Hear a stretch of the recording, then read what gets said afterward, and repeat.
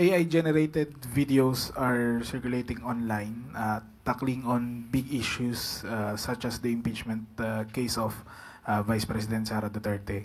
And this particular video po was shared by Senator Bato de la Rosa and reportedly by Davao City Mayor Baste Duterte. What is Malacanang's reaction to this po, considering that this technology can border on deepfake videos which can mimic even President Marcos, and what are the steps po that the PCO will take regarding this issue po? Ang pag-share ng mga katulad na ganyan, muli, disinformation, fake news, hindi po sana nanggagaling sa mga opisyal ng pamahalaan. Nakakaduda, mas nakakawala ng tiwala kung mismo sa matataas na opisyal nanggagaling ang mga disinformation at fake news. At mabuti po at ito ay na-correct at napansin po ng ating mga kababayan. Ang sabi nga po natin, kahit po ang PCO, ang pamahalaan ay gumagawa ng paraan para mapahinto ang fake news, pero mas kakayanin po natin ito kapag po tayo tulong-tulong. Katulad po ng sinabi po ninyo, kayo na po mismo at iba natin mga kababayan ang nagsabi na ito ay AI-generated at hindi totoo. So maraming salamat sa inyong pagtulong sa pamahalaan para ma-detect natin ang mga fake news na minsan ay mga taga-gobyerno pa ang gumagawa.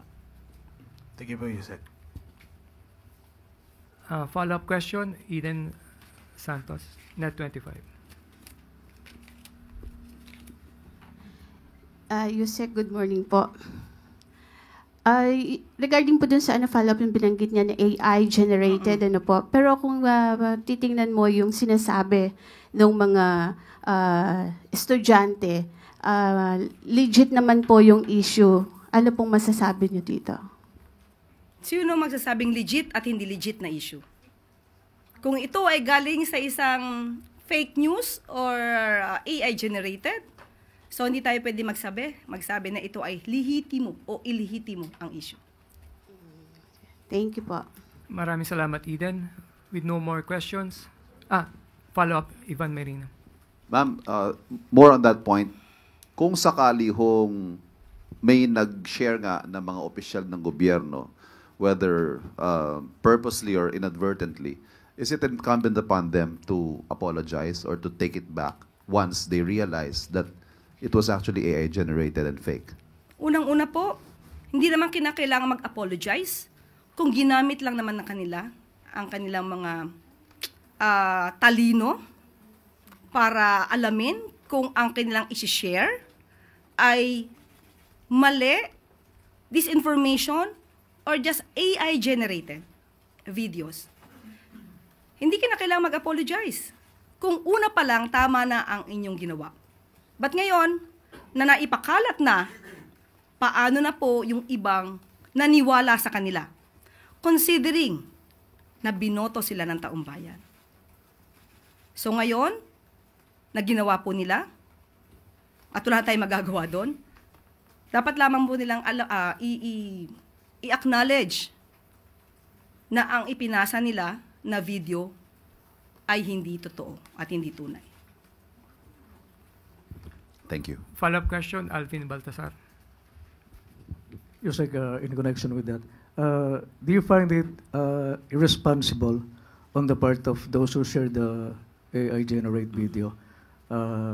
Irresponsible bang hakbang yung ginawa nila? Lalo may mga government official na nasasangkot. Opo, responsibilidad nila to. Dahil ang bawat salita na binibitawan nila sa taong bayan, leader sila, yaan ay totoo sa pandinig at pananaw ng bawat isa. So dapat maging responsable sa anumang sinishare nila na impormasyon sa ating mga kababayan. Maraming salamat, Alvin. Last two questions, Ira Panginiban. Ma'am, question lang. May penalties for doing this? Distributing, sharing, or giving out false or maybe misleading or AI-generated information? Any penalties? Is the government looking at penalizing them, punishing them, doing anything to them?